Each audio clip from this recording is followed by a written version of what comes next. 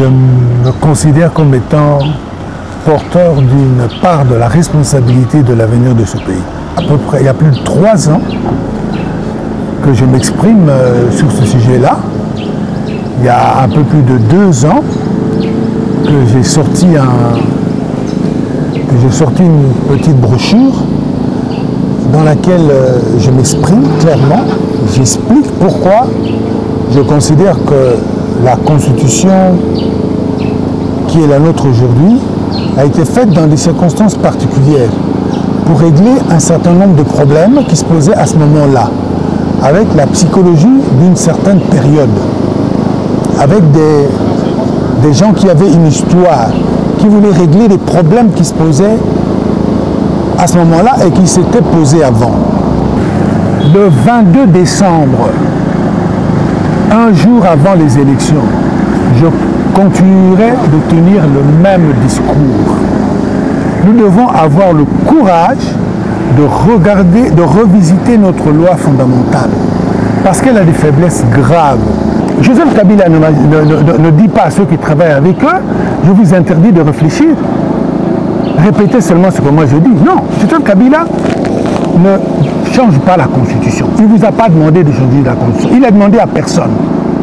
Ok? Mais moi je suis aussi un citoyen congolais responsable de mon pays. J'assume une part de responsabilité de ce qui se passe dans ce pays. Et j'estime qu'avec la loi fondamentale, c'est pas aujourd'hui, c'est pas d'hier. Il existe des écrits, il existe des émissions de télévision que vous pouvez voir dans lesquelles je dis clairement pourquoi il faut changer cette constitution. Elle est mauvaise. Elle nous met dans un climat de travail qui ne permet pas à l'exécutif de poser des actes, de les contrôler, de les suivre et de les amener. Voilà pourquoi il faut avoir le courage de le dire. Ceci ne contredit en rien ni les accords de la Saint-Sylvestre, ni le calendrier de la CENI, ni tout ce que l'on fait pour aller vers les élections. Il faut que ça soit clair. Moi ici j'amène un débat fondamental. Quel instrument de base, quelle loi fondamentale voulons-nous donner à notre pays pour qu'on avance? Le président de la République n'a rien à voir avec ce que je suis en train de vous dire ici. Je suis un Congolais qui voit son pays prendre une mauvaise pente. Voyez-vous? Nous voulons... Regardez, la Constitution congolaise, elle a institué chez nous ce que moi je considère comme étant la démocratie Likelemba. Hein? Comme on le fait en Europe du Nord, enfin en Europe en général, ou en Amérique. C'est-à-dire quoi? Vous venez, vous faites 2 fois 4 ans et vous partez. Hein? Il faut que notre arrive. Bien. C'est très bien. Je ne dis pas que c'est mauvais. C'est très bien. Mais c'est dans ces pays-là. Ils ont étudié, ils ont posé des questions à leur réalité. Nous voulons copier seulement. Ça ne correspond pas à nos réalités. La réalité ici, c'est que nous avons besoin des choses qui tiennent sur le long terme. Parce que nous devons tout construire. Dans les pays riches, avancés, très développés, vous regardez, dans la plupart de ces pays-là, il y a rarement 10 partis politiques. Rarement. Pourquoi chez nous, il y en a 600? Parce que la Constitution est mauvaise.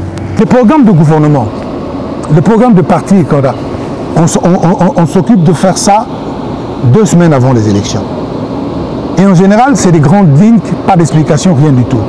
Parce que la fonction du parti politique, elle a été copiée ailleurs. Je demande aux Congolais, arrêtons à un moment donné, ne fût-ce que quelques jours, quelques semaines, maximum quelques mois, pour réfléchir à ce qu'est réellement notre société.